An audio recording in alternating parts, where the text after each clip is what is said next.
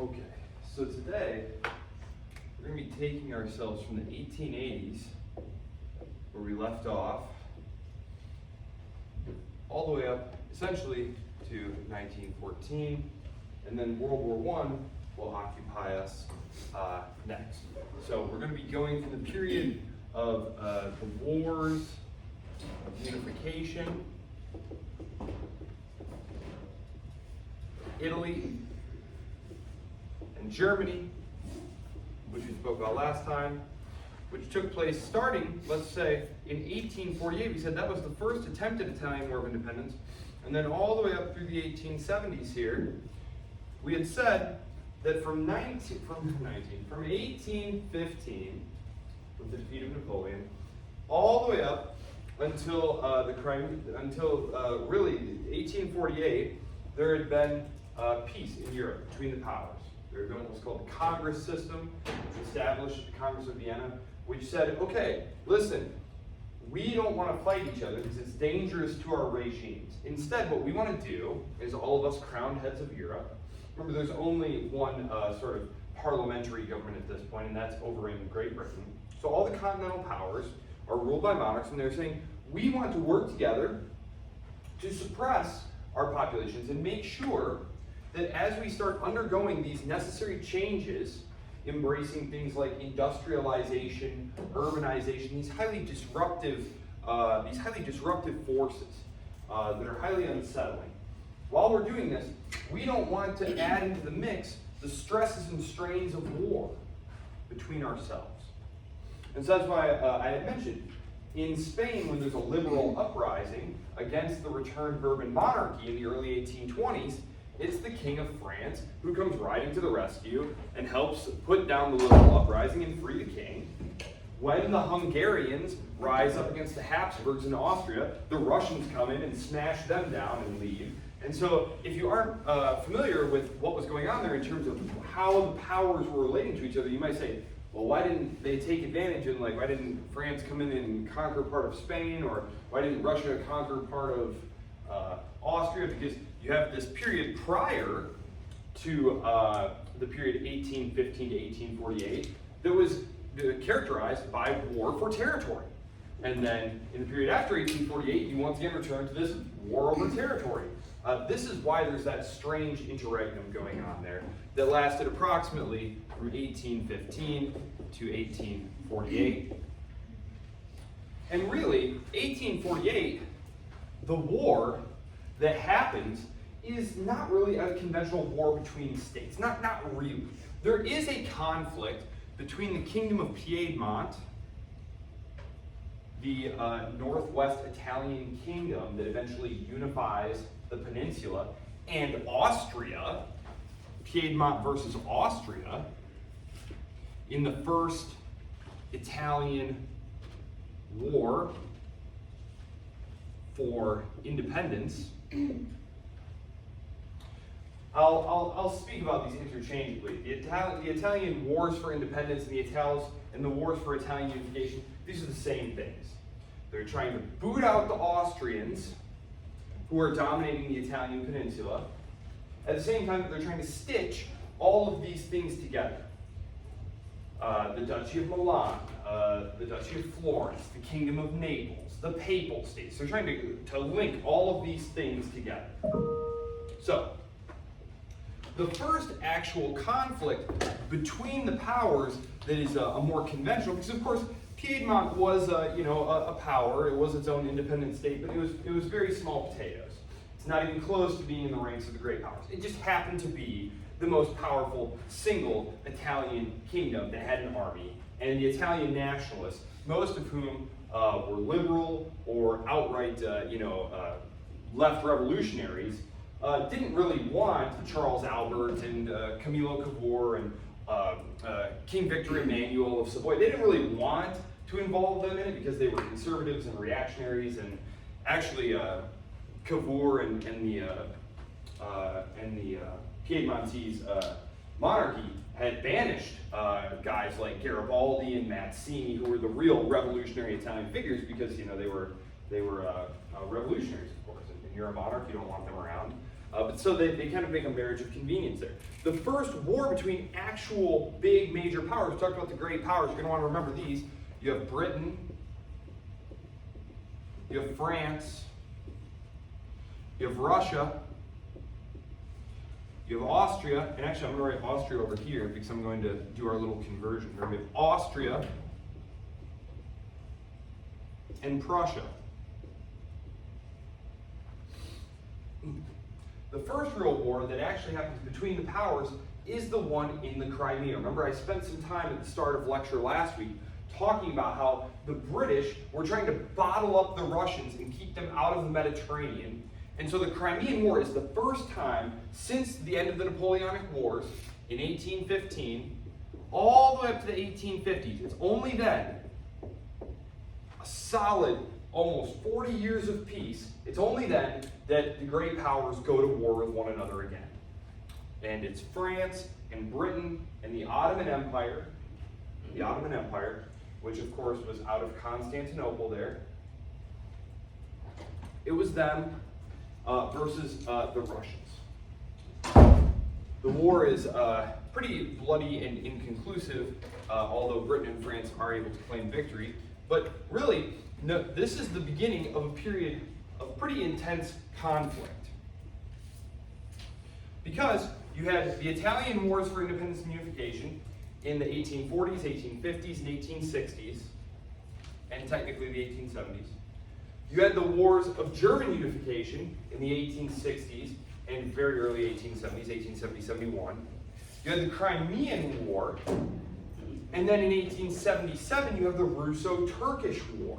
So you have this flurry of wars here between 1848 and I'll just write 78, because it was 1878.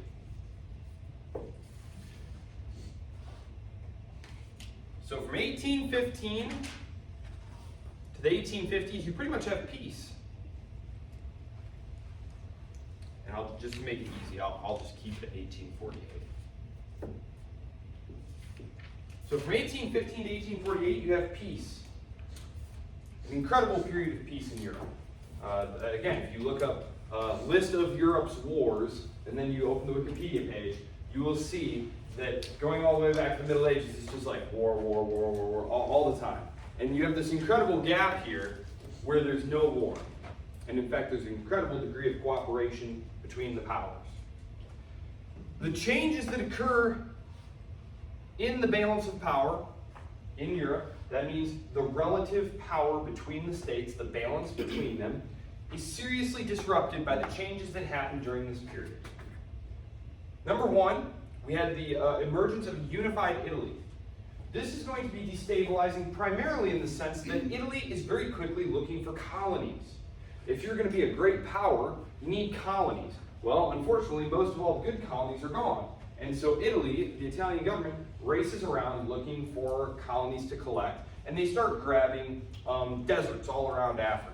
They're collecting deserts because that's pretty much all there is left to grab. And actually, Italy starts grabbing territory that belongs to the Ottoman Empire, and that will be part of what kicks off World War I. But just to note that Italy itself was not a terribly powerful kingdom. It was not heavily industrialized. It was very disunified. As I said, it was probably the most fragmented politically and linguistically and regionally. So they were not by themselves able to take effective independent action to go start World War I, for example. Italy, it's actually funny, there's a British planner, and in the run-up to the war in 1914, they're kind of talking and writing back and forth, and Italy is kind of undecided at this point. So it looks like, okay, we've got Britain and France and Russia on one side, and we've got Imperial Germany and Imperial Austria on one side, and they're kind of like, what about Italy? And this one British planner is like, Italy would be more of an encumbrance than a help, so it'd kind of be better maybe if they were on the German side, because then the Germans will have to dump resources into Italy. Don't really want them on our side. And they are totally hapless. Has anyone read A Farewell to Arms, the Hemingway novel? Well, that takes place in Italy during World War I, and he talks about like the battles of the Isonzo and stuff like that. The Italians just get bled horribly. They're just not ready for warfare, and it's a bad deal. But yeah, so Italy by itself cannot start a world war. They can't really change the balance of power, but they can be disruptive in the colonial sphere because they're out looking for territories. And so they're part of that general group that's jostling for the remaining territories. So that's one thing. That is disruptive, and it is going to seriously destabilize the Ottoman Empire, which, do you all remember where the Ottoman Empire was, as I keep referencing it? Based out of Constantinople, spread out over North Africa, up into the Balkans. I can pull up a map if we need to.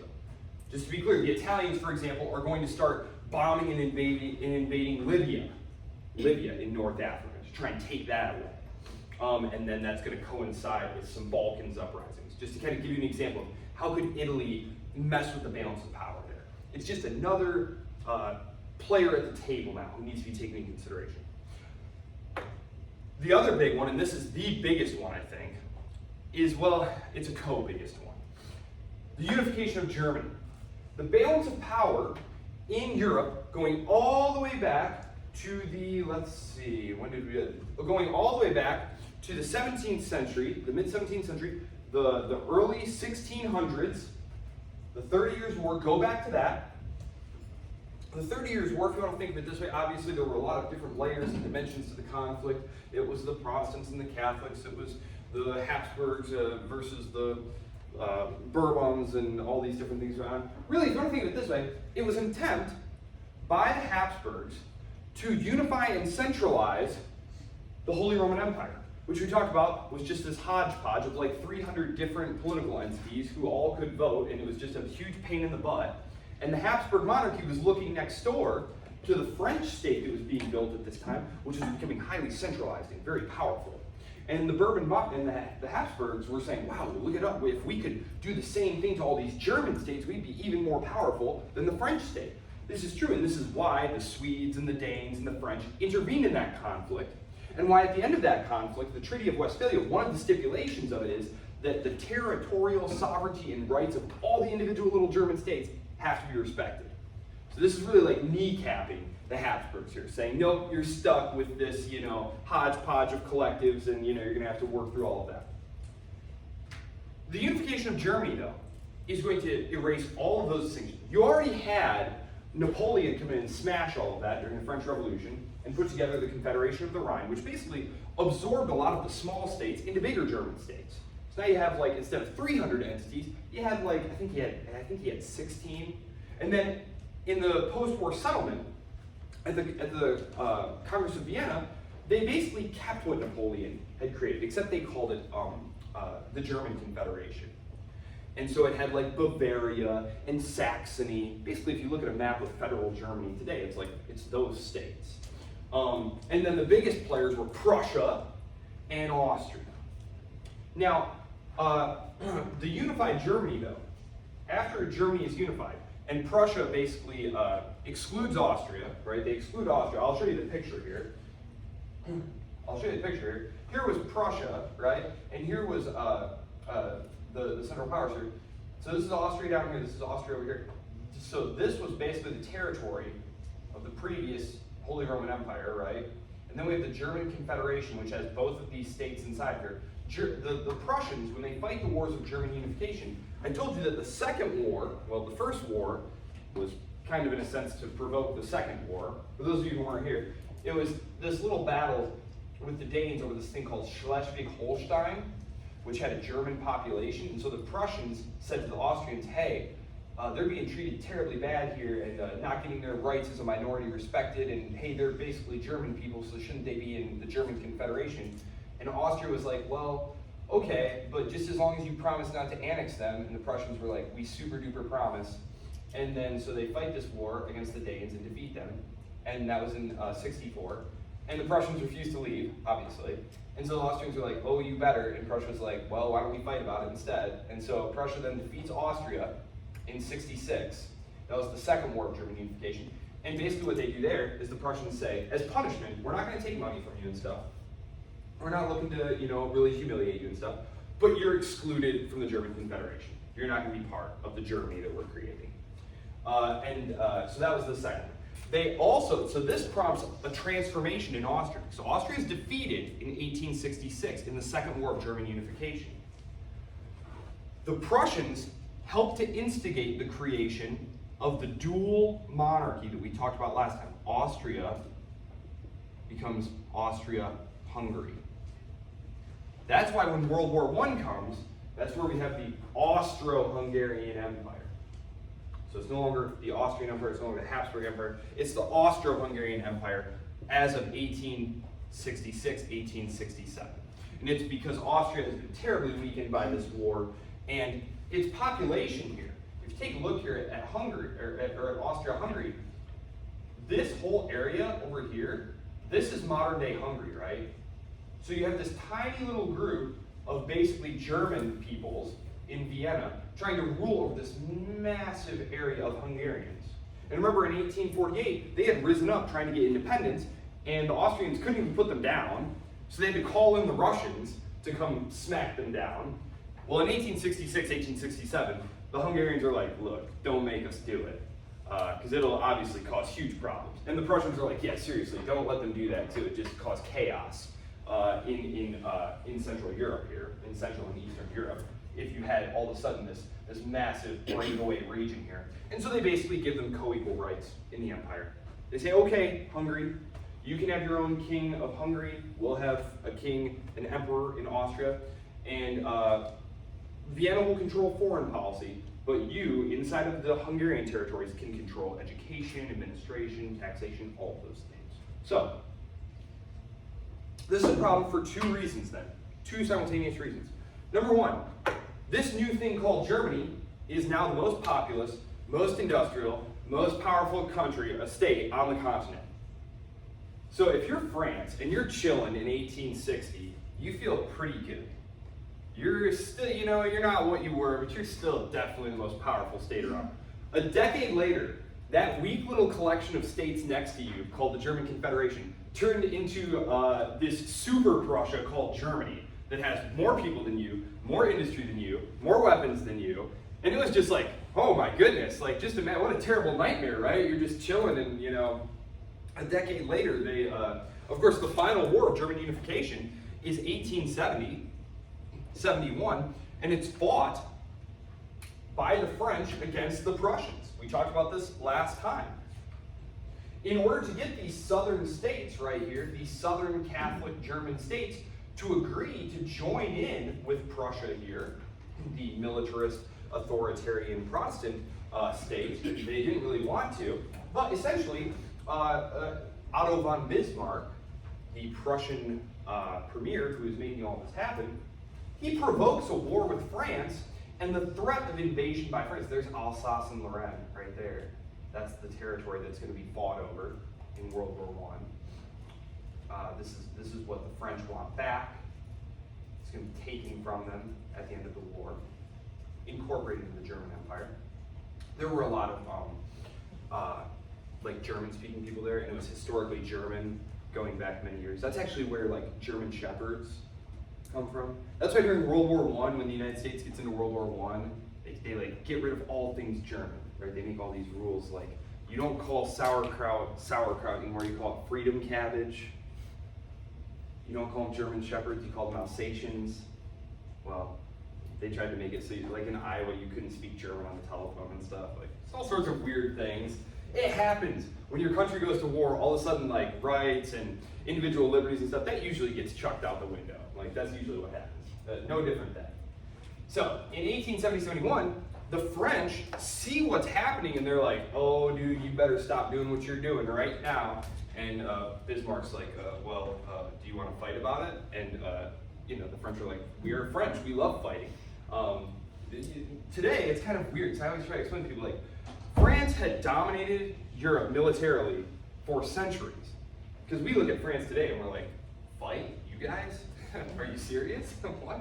No, France was the premier military power. So when Prussia's puffing up, France is like, oh, you don't puff up nearly like we do. Well, the Germans smashed them to pieces.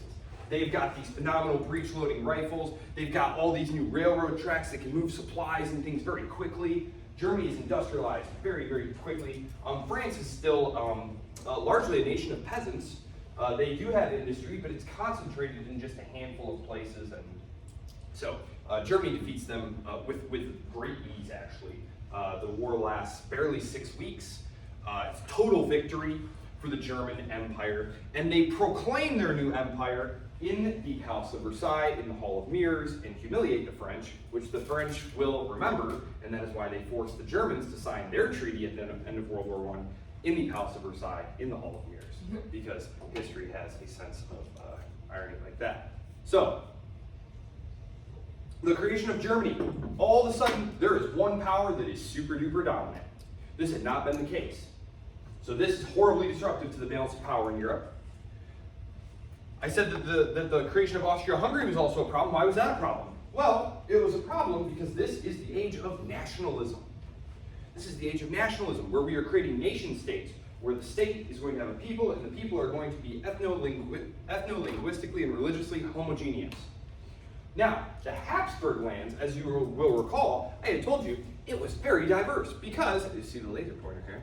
I did find it. So, down here you have Croats, you have Slovenes, you've got Ruthenians, which are Ukrainians, Hungarians, Slovakians. It's just this horrible hodgepodge of nationalities that the Habsburgs, they called them the prison house of nations. Critics of the Habsburg monarchy called it the prison house of nations. But their policy, the Habsburg policy, was okay. If we try and enforce make everyone speak German, make everyone be Austrian, etc., that's going to basically cause revolution. So what we'll do instead is we'll encourage everyone to have their own language, to have their own special customs, and then we can kind of, in a pinch, play them off each other. So if the Croats are getting out of line, we can send the Hungarians in to smash them down. And if the Slovaks are getting in line, we can use the Ruthenians to smash them down. And so they just keep everyone in sort of perpetual balance there inside the empire, fighting over their little rights. And this was highly effective. Problem is, the new Hungarian monarchy does not feel this way.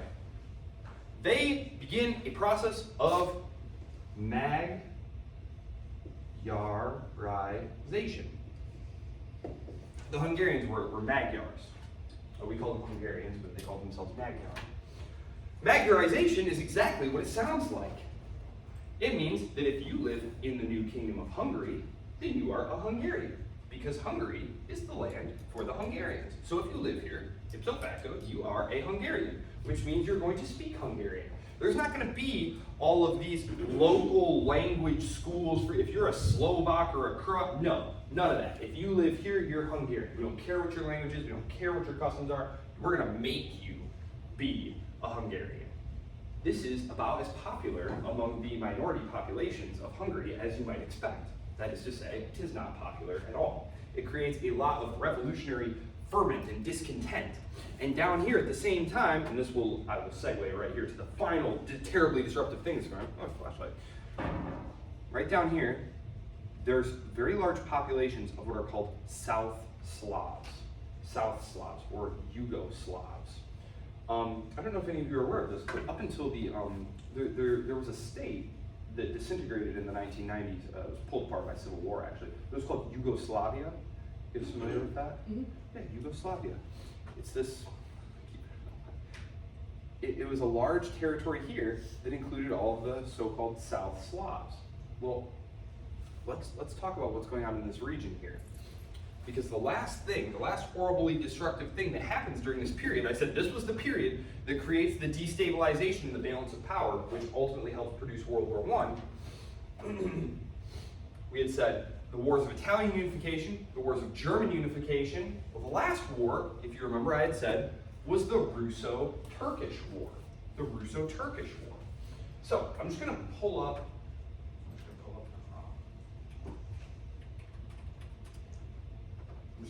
a map really quickly here. Ottoman Empire. Okay.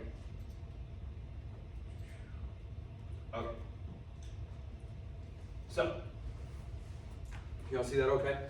All right, so, in the 1870s, This is all still territory that's under the control of the Ottoman Empire here.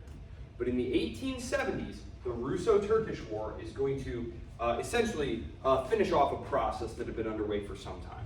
The Greeks had gained their independence in the 1820s in a war. Serbia had gained its de facto independence. Romania had gained its de facto independence. This had happened in the 1830s, 1840s. But these were Christian populations that had been there for a very long time. Remember, the Ottoman Turks push into southern Europe here in the 1400s. It is in 1453 that they capture Constantinople. Remember, that was a huge part of what kickstarted the search for a sea route, a deep sea route, to the Asian markets, was that you could no longer trade across the Silk Road here because Constantinople had been taken by an unfriendly power. These kingdoms had existed though. There had been a Bulgarian kingdom and a Serbian kingdom. And these had been Orthodox Christian kingdoms that had existed since the Middle Ages. Well, they're ultimately overrun, and their populations are subdued and incorporated into the empire. However, as I mentioned last time, the Ottomans weren't interested in turning these people into Muslims. They weren't interested in that for two reasons. Number one, you couldn't tax them. You couldn't levy the same kinds of taxes. There was a tax that a Muslim subject had to pay, but they were exempt from the other taxes. So you really, they were not interested in converts because monetarily it was problematic. So, like for example, there's a lot of instances of people in down in this area here who, there are tons of stories of the area gets conquered and then all of a sudden they're like, I feel super Muslim all of a sudden. You're a businessman, you're like, all of a sudden I just feel incredibly Muslim here, so don't touch my property. This is it. So up here they're like, no, stay Christian, stay Christian. Keep your language, keep your customs, keep your religion, keep all that stuff. Because also what it means is this is where they get their slave soldiers from. Remember we talked about the Janissaries, those crack troops that the Ottoman Sultan liked to use. This is where he got them from. It was all Slavic captive Christian boys.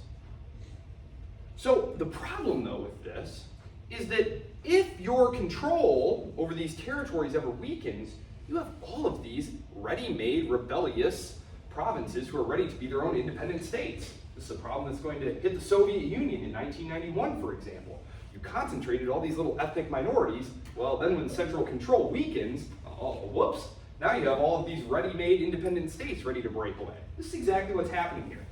And they're having help. The Russians. The Russians are very interested in pushing into this region. Remember, this is where the Crimean War was fought. The Russians are pushing down into this area. They really want to capture Constantinople. They really want to capture it for two reasons. One of them ideological, one of them geopolitical. The first one is when in 1453 the Ottoman Turks take Constantinople, the patriarch, the head of the Orthodox Church, flees to Russia. That's why Moscow was called the Third Rome. The Third Rome.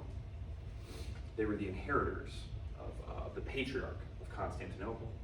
So ideologically, it was sort of the home of the Orthodox religion, of which the Russian Empire was the largest Orthodox power.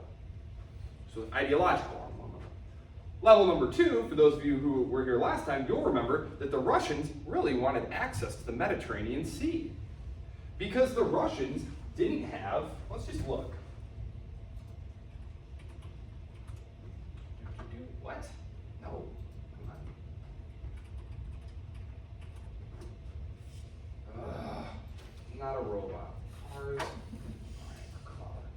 Car. Is there a car? Car. Is that a bus or a van? They need automobiles or cars?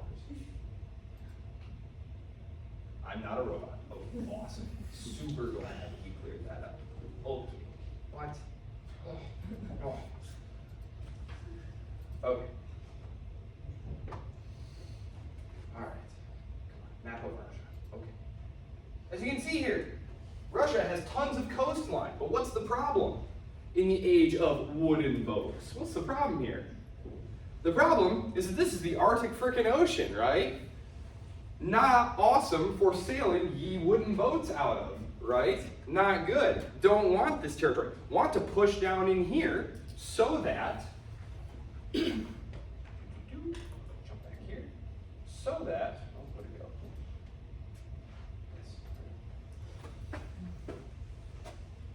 Sorry. The whole point of the Crimean War was so that the Russian Empire could take this right here. This was called the Crimean Peninsula. Those of you who follow the news are very familiar with the Crimea. This was a huge flashpoint between the Ukrainians and the Russians. This right here, Sevastopol, phenomenal naval base. The Russians are like, sweet. So we can set up a base here, then we can sail through the Black Sea, pass through the Straits, into the Mediterranean, and now we can get some Mediterranean trade, and we can get out to the Atlantic Ocean all year long. And the British are like, this sounds terrible. We're gonna put a stop to this. We're gonna fight you. That's what the Crimean War is about, is to keep the Russians out of here.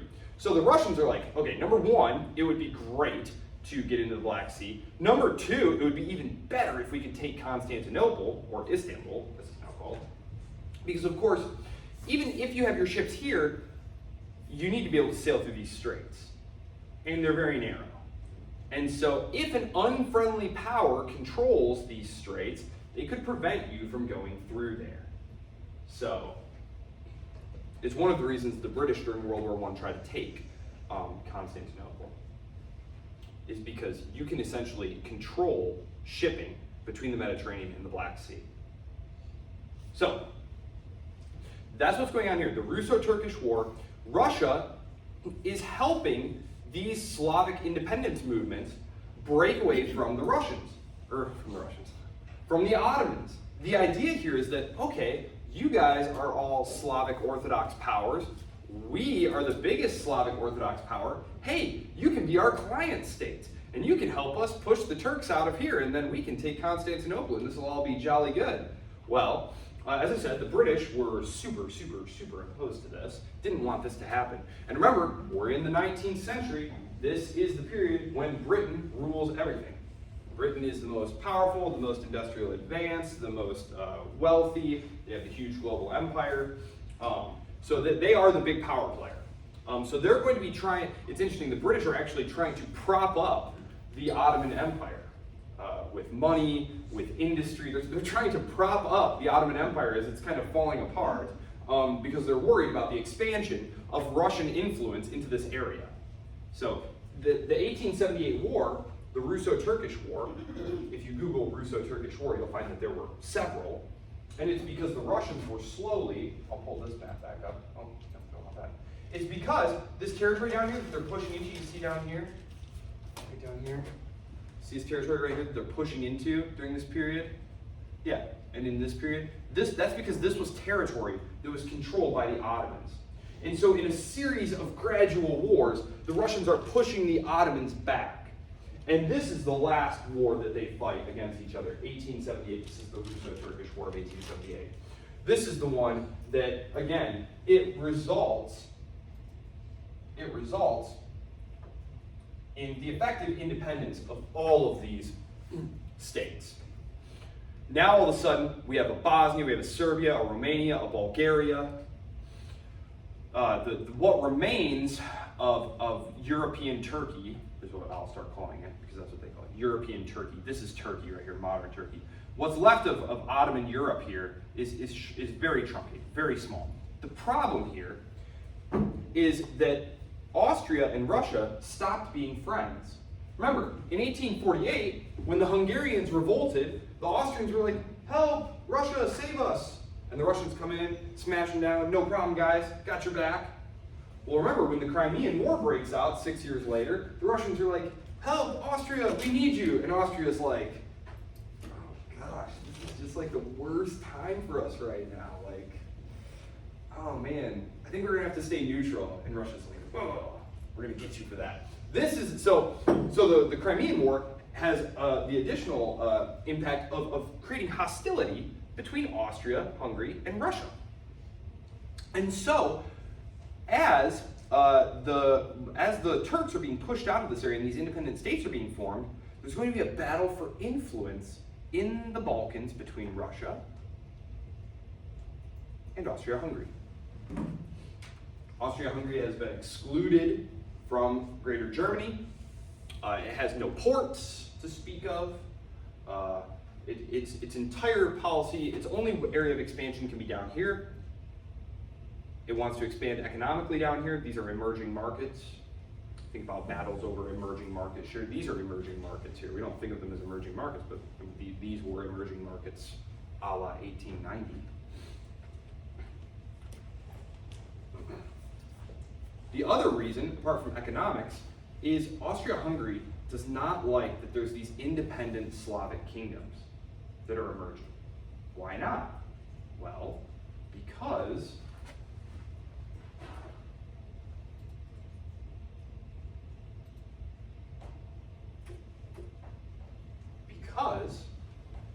the populations of the lower half of this empire here are composed of Slavs.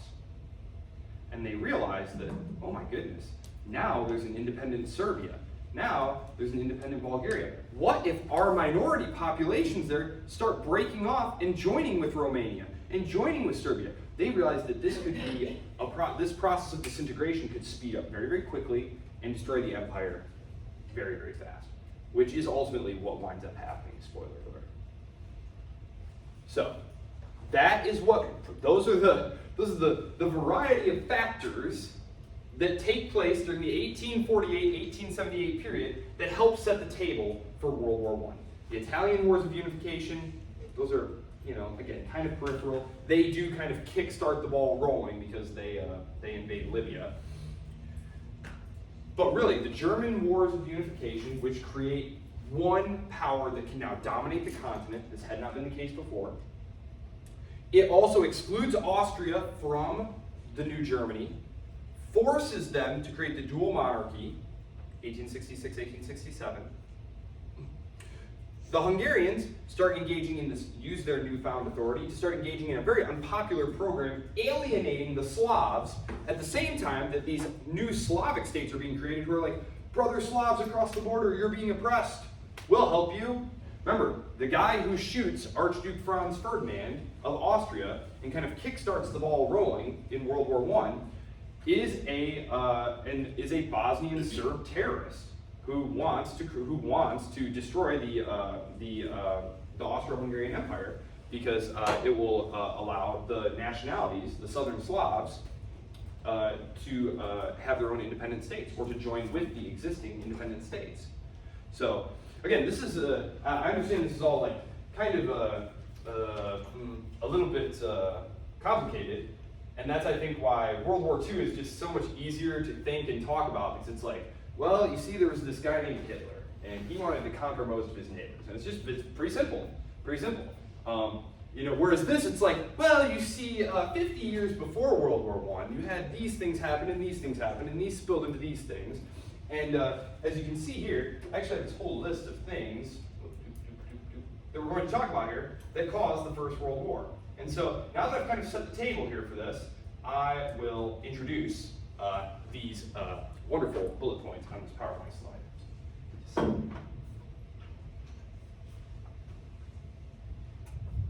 Okay. May I erase this?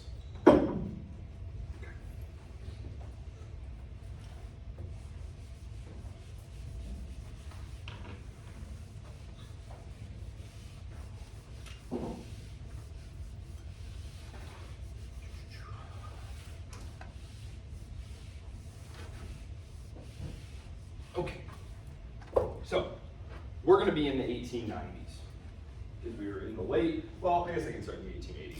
We'll start in the 1880s, and we're going to go to 1914. Okay, so some interesting things are happening here. We've got the formation of military alliances. Now, these were not new. However, alliances historically had shifted. You didn't have like a permanent alliance partner and an agreement to go to war. But because of other developments that have been going on, these military alliances become very fixed, very rigid, and a lot of military planning, joint military planning starts happening. Now this is tied into industrialization, okay? Industrialization. These economies are generating more and more industry. They're using coal, electricity, starting to use oil. They're using industry to create ever more powerful and larger armaments. bigger guns, more railways. And there's a thinking that's going on here, bigger ships, more powerful ships. There's a thinking here. Military planners tend to take the lessons of the last war and assume that that is how the new war will be. The lesson of the previous several wars that we've been talking about seem to indicate that speed was of the essence. If you moved first, you would win. Why did Prussia win? Because Prussia moved the fastest. Why did the Ottomans lose? Well, because they were super slow. Why did the Austrians lose? Well, they were super slow. So, you need to move quickly. As soon as the danger of war approaches, you need to mobilize your troops. That means call them up, call all your reserves in, because you have a standing army, but it's not your massive army. Remember we talked about last time, a lot of these states during this period are, right down here, militarism, conscription, drafting people. The creation of standing armies and the use of conscription to make sure that each young man, or the majority of young men, spend a good period of time in the army to make sure that they are good, loyal, patriotic citizens of the state. They do 1 year, 2 years, then they go into civilian society. But you're ready to call them back up. And so the idea of mobilization here with like military planning is, if war is approaching, you need to very quickly be able to call up your troops, get them in uniform, and speed them to the front lines to start attacking. Because if you move first, you will win. That was what seemed to be the case. Wars were going to be short. Everyone is predicting this war is going to be short. All the other wars that have happened were short. This war is going to be short. Whoever can move the fastest and occupy key points is going to win. So, you have these very intense military plans going on between these allied countries. So I'll put up a couple of the allies for examples. So you have France and Russia. In the late 1880s, early 1890s, the French and the Russians started an alliance. Who's in the middle of France and Russia? What great power is in the middle of them? Germany. The Germans are scared of the Russians because right now Germany is dominant. But the French are pouring capital into Russia to try and modernize it. And as I told you, Russia, during this period, they've lost several wars and have been basically bullied by the British because at the peace conference, the Russo-Turkish War, the Turks are being pretty handily defeated, and the British basically step in and go, that's enough of that. And the Russians are like, okay. They can't stand up to the British. So they're engaging in rapid modernization to get more industry so that they can increase the war-making power of the Russian state. France is pouring capital into Russia to help them with this. In Germany, German war planners, if you read books and articles about it, the Germans were very much like looking in like 1910, 1912, are talking like, well, we're powerful now, but in 15, 20 years, the Russians are just going to be able to steamroll us, So they're very nervous about the Russians. The French, meanwhile, I told you, they had some of their territory taken away.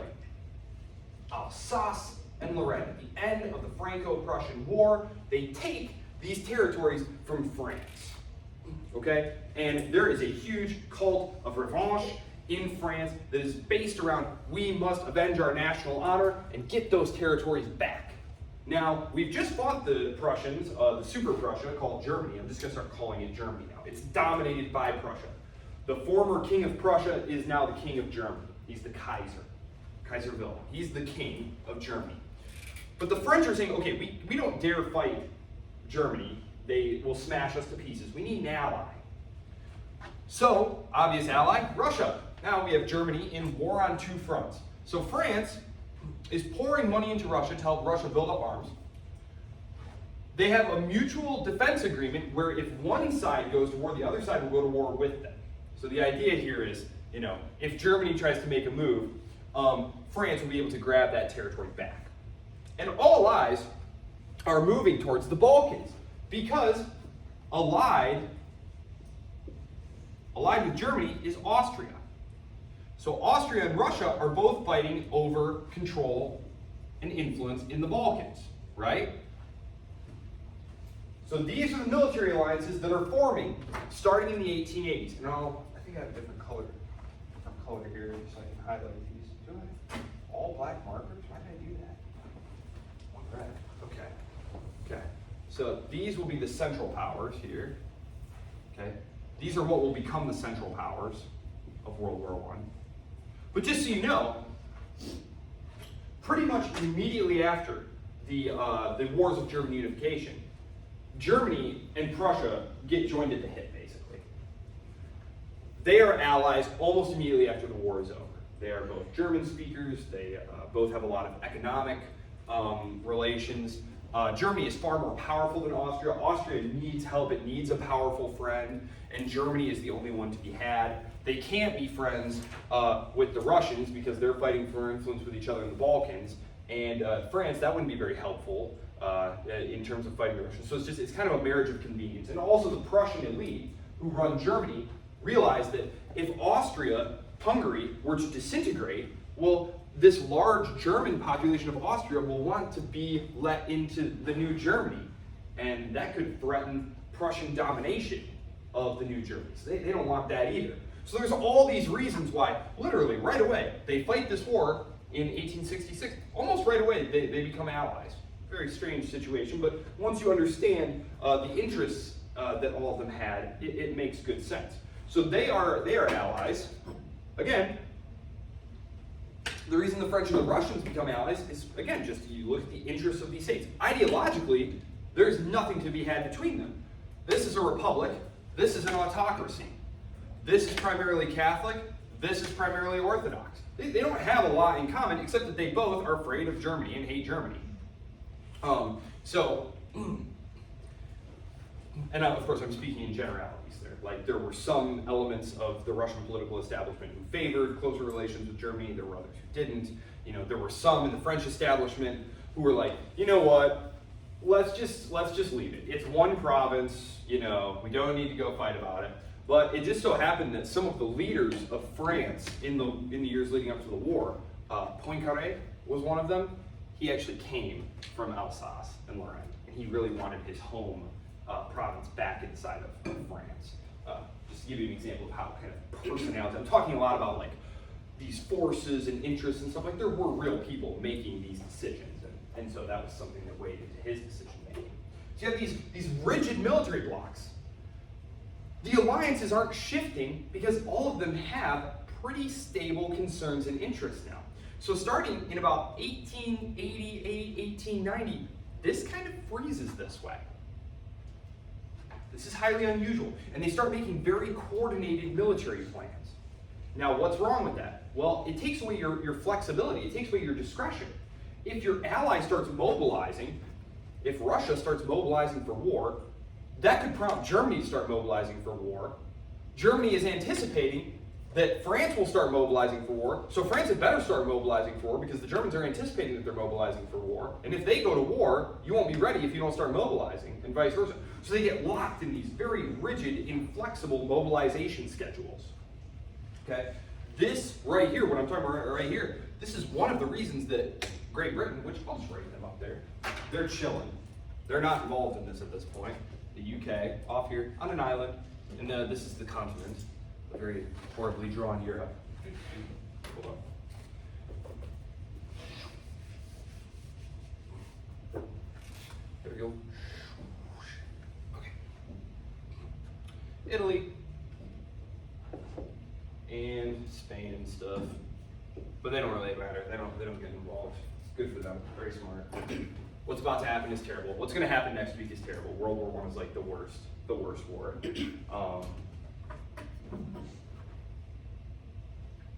In part because you can see it's going to be fought over like kind of dumb stuff, right? Like France is going to sacrifice. Out of all the males born in the year 1890, a third of them are killed. So you imagine like millions of dudes all wiped out. And that's just from 1 year. I mean, it's going to literally, the expression was bleed France white. I mean, it's just, it causes a huge population collapse that they never even really, just think of all the births that don't happen because you have all these people getting killed. It's horrible. So, you have these rigid military alliances whose military plans are becoming intertwined. I'll bring the UK in just a minute. Nationalism. I mentioned this the other day. Territory can no longer be traded away by monarchs. Okay? This is not just the property of the king. This is sacred territory of the people of the nation. We can't let the Germans take Alsace and Lorraine. That's part of France. Nationals, parts of your nation outside the borders need to be brought in. The new kingdom of Serbia is like, look at our poor enslaved brothers inside of the Austro-Hungarian Empire. I mentioned that there's a Bosnian Serb terrorist named Gavrilo Princip who shoots the Archduke Franz Ferdinand and kickstarts all this. His group is being funded by this paramilitary organization called the Black Hand, which is being run by the Serbian intelligence network. So, literally, the government of Serbia is sponsoring terrorism inside of Austria-Hungary because the idea is we need to free our brethren to bring them into our own state. Arms buildups. Remember, warfare is now industrial in scale. Now, what's interesting about this isn't just that guns are getting longer, cannons are getting bigger, the projectiles they're shooting are getting bigger and more explosive. What's interesting is that if you think about the long line of history, it's like, okay, if you're in the year 1000 and you're going to fight a war in the year 1200, the things that you need to fight it effectively, to be on the cutting edge of warfare, are the same. You need some horses, you need some armor, you need some swords. That's it, right? You're at an army from the year 1000 could fight an army in the year 1200 with zero problems. No difference in equipment. All of a sudden, though, the pace of industrial innovation, change, improvement, technology, these things make it so that an army fighting with 1880s equipment would get absolutely crushed by the exact same army fighting with equipment that was 15 years older. Because rifles can shoot farther with better bullets, the explosive shells are bigger, more accurate, the ships are faster and stronger. Does that make sense? So there's this really weird thing that's going on, especially in the Navy. The Navy was like the cutting edge, high tech, capital intensive sector of the military at that point. If you commissioned a ship, you designed the ship, you send the plans in, you get the money approved by the parliament, you send it to the shipyard, they build the ship, let's say 18 months have gone by. Let's say you started getting the ship in 1907, ship's going to be ready in 1909. Already, the ships, so now you have your new ship ready to go in 1909. Well, the ships that they're designing in 1909 that will be ready in 1911 are going to be much, much qualitatively superior to the ships from 1909. So you're constantly having to build more and new advanced arms. It's an arms race. That's familiar to us now, stockpiling the newest, most advanced, cutting-edge weapons. If you turn on the news today, what do we need now? Hypersonic weapons, right? We need hypersonic, multiple re-entry nuclear warhead vehicles, right? And we need to put them on the moon from bases to shoot down. Yeah, not to scare you guys, but yeah, that's the conversation now. So but this is new. This is new stuff. Like the pace of technological change has been very, very, very, very, very slow. Now all of a sudden, it's crazy rapid. And if you don't have the latest cutting edge technology, you're going to lose. There had been a real world example of this. In 1898, the newly emerging United States struts onto the world stage by absolutely savaging the Spanish. And the Spanish had these, older ships. And America sailed up with their newer ships and obliterated the Spanish fleet in an hour. And everyone was just kind of like, oh, okay, So the same thing happens with the Russian and the Japanese. In 1905, the Russians and the Japanese are going to fight. And the Japanese are just going to crush them. And again, it's like, oh, okay, so it is really important to have like the absolute newest stuff. You cannot have last year's model, must have this year's model. So, arms buildups. Imperialism. Let's talk about imperialism here. I really want to leave this up for Russia. Okay, so what I'm going to do.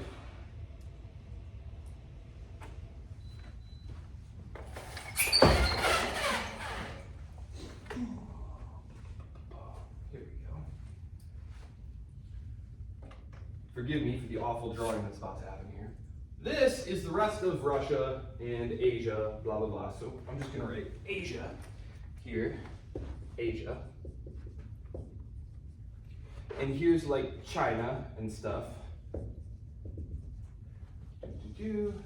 And here's, oh boy, this is going to be ugly. Something like that. Let's just pretend this is Korea. And here is Japan. Phenomenal drawing, I know. Okay, and so Russia, remember Russia is all the way over here, right? Here's the Barents Sea, right here. Here's the sea. Here's that gap of sea, right here. And here's Alaska. Who did the United States buy Alaska from? Russia. Russia, indeed. So the Russians had been all over this region for quite a while. But now, all of a sudden, there's a competitor, because Russia's been cutting in on this. They've been lopping off parts of China. They're building a Siberian railroad to, extract minerals and expand their influence over here. But at the same time that all this is happening in Europe, during the 1880s to 1914, there is a power who has industrialized rapidly, modernized rapidly, and are ready to start doing some imperialism of their own, and that's Japan. And so Japan looks around and is like, well, time to start conquering some stuff. First things first, let's conquer Korea. So they defeat the Chinese, who had historically dominated Korea, in the first Sino-Japanese War, which, if my memory serves me correctly, was in 1895. It was a very quick conflict. The Japanese positively smashed the ancient, decrepit Chinese army there. Crushed. Now Korea is in the Japanese sphere of influence. Problem, Russia is looking around and they're like, well, but we were gonna dominate Korea. That's not very cool of you. All right, well listen, Japan, don't try any funny stuff here because we got big plans for this area. And Japan is like, well, look, why don't we talk about it? Why don't we talk about it? And Russia was like, no, we're gonna tell you what to do. And Japan was like, don't think so. So Japan starts prepping for war almost immediately because they recognize that Russia doesn't respect them, number one. They talk about the Japanese like they're like not equal to white European Christians, and that they're inferior and aren't going to be able to fight the Russians. And the Japanese immediately start preparing for war. And in 1904-05, the Russo-Japanese War is fought and decided very quickly. The Japanese smashed them. This has a lot of consequences. Number one, it means that the dominant power in this region until 1945 is going to be Japan. The contest for influence is over there, okay? Now, yes, it's true that the British have lots of interests over there. There's India, there's trade routes, there's all these things. But British attention, we talked about this last lecture. At the end of the Napoleonic Wars, there were two powers that were doing really swell. The British, who dominated most of the world, and the Russians, who were the biggest, most powerful army. And so, now that France was no longer a problem, Britain started looking around for who's my new threat now that it's not France. Looks like my former ally, my enemy, my old friend has become my frenemy and then my enemy, right? So the British and the Russians start fighting for influence, right? This, I had mentioned this, it wasn't just over access to the sea there, it was that Russia had been expanding southward into Central Asia, and India, British India, was right down here, and so the British were very paranoid that the Russians were going to march down and take India. Okay? Until the defeat of the Russians by the Japanese, which basically showed Europe that actually Russia's kind of a paper tiger. Paper tiger just means like they look strong, but then like, not flick them right over. The British are like, oh, actually, Russia's not that strong. Okay, well, if they're not that strong, then who's our enemy now? this is when Germany all of a sudden catches the eye. There's this tendency among historians to kind of read history backwards and to say that, like, oh yes, from the moment Germany was unified, Britain was very, very suspicious. Very, very suspicious. But the truth is they weren't. Germany is considered a minor annoyance by London, who is focused on Russia until the early 20th century, when a couple of things happen, which, as the PowerPoint comes back on, I shall show you. Because really, the big problem, truly, with World War I is that the British decide to get involved. As you can see here, right now, we have France and Russia against Germany and Austria. The conflict is going to erupt over the Balkans, and they're going to fight about it. Who's going to win? Germany's going to win. Germany's going to smash them, actually. No problem, right? Problem is that Britain decides that it's going to get involved. And this is going to prevent the conclusion of the war and turn it into a long, bloody stalemate. So understanding the way the war runs, you kind of have to understand, where does this antagonism come from between Britain and Germany? Because it was not obvious, except in retrospect, that this was going to happen. It wasn't clear until the very, very last second. The decision to go to war by London was incredibly controversial within the country. And it has to do with military plans. So, imperialism, conflicting territory. The Germans really want some territories overseas. There's just not a lot of great colonies to be had. Imperialism is honestly a pretty minor factor in the outbreak of war. Yes, there was competition for territories. Yes, the Italian invasion of Libya down here. So here's North Africa. Here's Libya. The Italians decide, well, actually Libya would be over here, actually. Sorry. Just pretend it's over there. Italy attacks Libya and is like, we're going to have that as a colony. And this is kind of like, and the Turks are just kind of like, well, can't really do anything about it. We're too weak. This is a signal to the people of the Balkans who are like, oh my God, did you see that? Italy just swooped in and took that. They must be really weak. So they all start having an uprising. There are a series of wars. There's the First and Second Balkans Wars that take place approximately 1910 to 1914. So when war happens, you can't think like everything was all quiet. No, there was like war going on. There was war going on. There was trouble on the horizon. And it was understood that if something happened, it was gonna be because of something that happened in the Balkans. This quote right here is from Otto von Bismarck. He was the one who created unified Germany. He's the one who built this power structure. And he recognized we need to be careful because Austria is going to get sucked in down here and they're going to try and drag us into this, and we don't want to do that. He said, Bismarck, he said, if a general European war comes, it will be, quote, over some damn fool thing in the Balkans. Even though, as Bismarck remarked, the territory was not worth the bones of a single healthy Pomeranian grenadier, like a soldier from Pomerania. German lives and German wealth will be wasted on Viennese policy in the Balkans. So he's saying, look, we've got to be careful that Austria doesn't get us entangled down here. Okay, because Germany doesn't really have any interest down here. Okay, we do want to keep Austria in play. We do not want to provoke a war here on two fronts, but the leadership, Bismarck leaves office in 1890, and the successive governments afterward just are not quite as able to manage the international system the way that he was. Germany and its allies, strategic encirclement. Let me bring up the timeline here. So, I mentioned that some of the successive German governments were not as capable as Bismarck. One thing Bismarck did after he unified Germany is he went to the Russians and said, we should be best buds.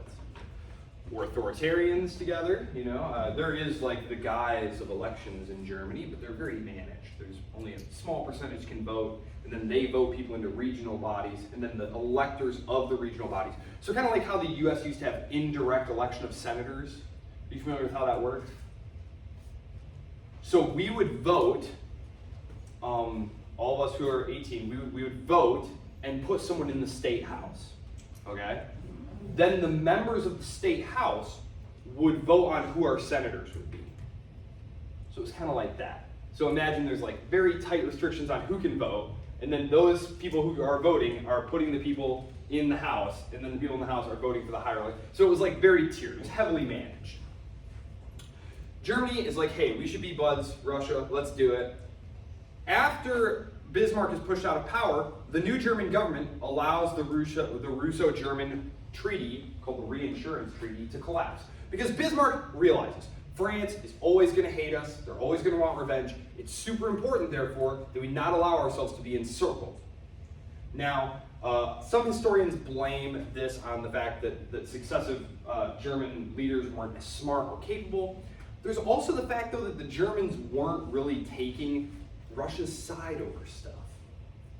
So Russia was kind of getting a little annoyed. So it's not clear to me, at least, that even had Bismarck stuck around, he would have been able to keep the Russians interested in a treaty with Germany, because Russia is getting into conflicts with Austria over the Balkans. And Germany keeps taking Austria's side. And so it's not clear to the Russians what the benefit of a German alliance is. And the French are over here waving their arms like, oh dude, we would be your best ally, man.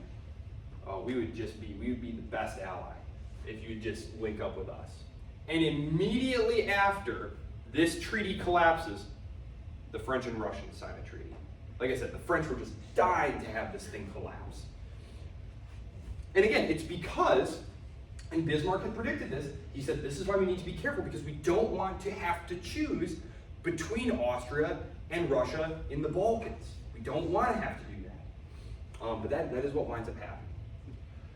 In 1898, the Germans announced a naval buildup. Basically, if you're going to be a world power, if you're going to be a dominant great power, have respect in the world, you need to have a navy.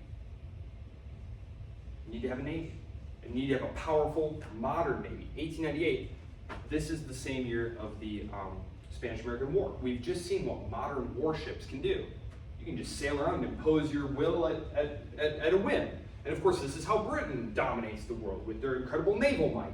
Well, if Germany is a great power, which it clearly is, and is going to get global respect and resources, we need a great navy. So they start a massive naval buildup. This is going to start to catch Britain's eye eventually. They'll start competing and trying to build even more battleships. In 1904, the Russo-Japanese War is going to happen. I mentioned that. The Entente Cordiale will also happen. This is a critical step because something is beeping. Because what's going to happen here, you see this Fashoda crisis right here? Okay, so in 1898, the French and the British face off in the colonies over Egypt. And it's very close to a war. It almost happens. The French wind up backing down. And there's basically like the French government kind of gets together and says, look, Germany is getting super scary. We're getting weaker by the day, relatively speaking. We need the British help. We need the British's help. Look what happened. Our ally, the Russians, just got smashed in a war with the Japanese. Clearly, we can't count on just the Russians. We need to make friends with the British. And so the Entente Cordiale was a friendly understanding. It's a friendly understanding where the French essentially say, okay, Britain, we've got some territorial disputes in the overseas colonies. You basically stole the Suez Canal from us, even though we built it and paid for it. That's the canal that linked like the Mediterranean to the Red Sea through Egypt. You know what I'm talking about? How they sail ships through there. A couple of years ago, a ship got like stuck sideways, remember? Yeah, the French had been like, hey, we should, build a canal and it will ease commerce. And the British watched this and they were like, don't like that. Now the French could get at India easier. So they just go in and take it. And the French obviously were super unhappy about this. But the French decide, you know what? It's more important that we make best friends with Britain so that they can help us fight Germany. So the French, the Entente Cordiale in 1904, the Russians lose the war, right? They lose the war to the Japanese. The French realize, oh my goodness, super unreliable, can't rely on just the Russians, we need the British. So the Entente Cordiale, they say, Britain, you take what you want overseas, we just want to be buds. It's not an alliance, strictly speaking, but it is the beginning of military planning, joint military planning. The British public knows nothing about this. In fact, most of the liberal government in London doesn't know about this. But the conservative government and the foreign minister, Edward Grey, they start having joint military talks that really nobody knows about. And they essentially tell the French, hey, listen, here's a scoop, France. Your fleet, very weak, very mid. Why don't you, in the event of war with Germany, why don't you just send all of your fleet into the Mediterranean, and you can kind of help us with like mop-up operations there, and we British, we will patrol and dominate the English Channel and the North Sea there. So you don't worry about that. We'll bottle up the German fleet there. You don't worry about it. That's a pretty serious commitment to make, right? Because now, in the event of war, you've basically kind of committed yourself to doing something super important for the French military effort. And this is going to be one of the things that really pushes the London government into war, which I see that I'm not going to have time to actually blow things up here, so I will leave that for next time. So the Entente Cordiale, this leads, so I'm going to skip over these, right? I'm going to skip over these Moroccan crises and stuff. I'll leave that for Monday. But I'll show you here what happens. So 1907. So 1904, Britain and France, let's be friends. 1907, Anglo-Russian Entente, let's be friends. So, again, you have France and Russia who are allies. France makes friends with the UK because they see that the Russians can't be relied upon because they couldn't even defeat the Japanese, paper tiger. The British are like, oh yeah, so the Russians aren't really that big of a deal. And the French are like, hey, Russia, London, the same people, guys, let's just get together. Let's all just, basically the French bring them together and are like, look, let's just settle differences. You guys can be cool, it'll be all right. So now we see that in the run-up to things here, the conflicts between the British and the French in the colonial sphere are put to rest. And the rivalry between the Russians and the British over places like Central Asia are also put to rest. So, the British are looking around like, well, we don't have the French to worry about anymore, and we don't have the Russians to worry about anymore. And this is when they start looking at Germany. Germany's building all these battleships, talking about how they're going to be a world power. Well, there's only one world power. Well, that's us. Are they trying to replace us? You know, they start looking very askance at the Germans, especially when they're making all these very bellicose sounds, because nationalism is a huge driving force, and national pride. And you have all of these very militarist civil organizations called, like, for example, the German Naval League. These were clubs of dudes who would get together, like, are you guys familiar with like the Knights of Columbus or like things like that? It was like groups of dudes who got together to like drink beer and donate money to help the empire build more battleships. It's called the German Naval League. And so they had like chapters all over. And they'd have pamphlets in newspapers telling the people of Germany, like, you need to donate to the Naval League to help contribute to the strength of the empire. And you have people like von Tirpitz, the head of the German naval buildup, saying, we want a navy that is so powerful that even the most powerful naval power in existence could not dare oppose us without risking its own destruction. And again, if you're sitting there in London listening to this, it's like, we know who you're talking about. There's only one world naval power, and you're clearly threatening us. This obviously prompted a response. So Britain starts building tons of battleships. The arms buildup intensifies. The Germans here, I guess I will talk a little bit about this. Morocco. You guys know where Morocco is? I'll pull the map just in case we don't know. Sorry. So I got 4 minutes, why not? No, they didn't fight over Ann Arbor. The Ann Arbor Russian Festival, is that a thing? Okay. Yeah, there's a huge Orthodox church over there. Okay, Morocco. Morocco, strategically, very important here because it controls access to the Strait of Gibraltar, critical choke point, right? In a war, you want to control as many choke points as you can. The French are looking at Morocco and saying, hey, nobody's set up camp in Morocco yet. Maybe we'll have some Morocco. And Germany is like, I don't think so. We've got a lot of trade going on in Morocco. We want a slice of that action. And they look around and they say, well, now would be a good time to make an issue of this. Because as you can see, France's ally Russia has just been dealt this horrible, humiliating defeat. Russia's not ready to go to war. Let's bully the French. Let's just kick the French around. Tell them, you can't have Morocco unless you give us a bunch of stuff. Well, the British step in. Remember, now the British and the French are new buddies. And the Germans are kind of testing the British commitment.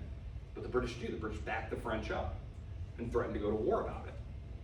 And so this causes the Germans to back down. This is one of the first, again, there's a series of crises here that are all diffused, that make statesmen a little bit complacent when the eventual crisis comes in 1914. It's called the July Crisis. And again, even though Europe is about to go into this horrifying war, you read a lot of the papers, there's just not like a real sense of urgency. It's almost like, well, we've had so many close calls, we've always found a way to negotiate around it. Surely we're not actually going to go to war. We haven't had a pan-European horrifying destructive war in 100 years. European civilization is progressive, and we are spreading civilization, and all of the crowned heads of Europe are basically related. They're all basically grandchildren of Queen Victoria.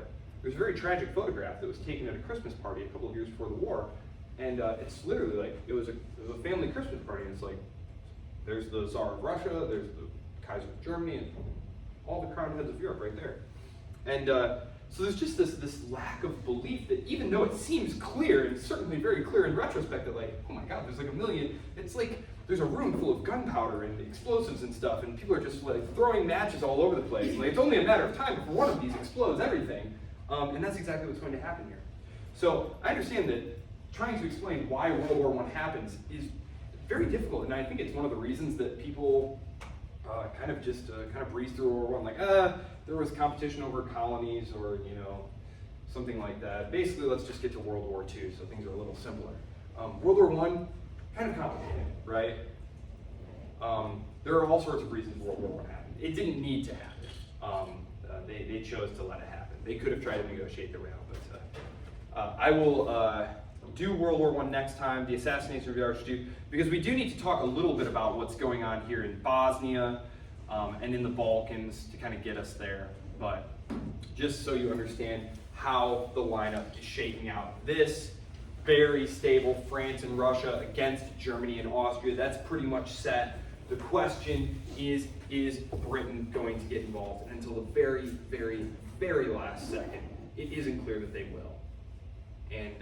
And that is what causes the war to turn into a lengthy, drawn-out world war.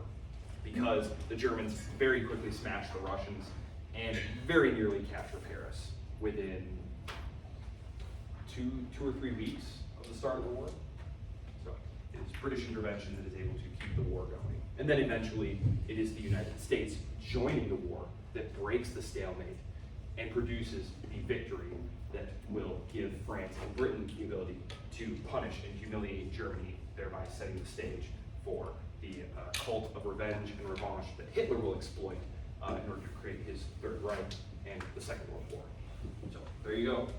All right, have a wonderful weekend. Best of luck with your brackets. Did anyone else pick Auburn? No? Florida. You went Florida? So did my son. He went Florida too. Yeah. So did my daughter.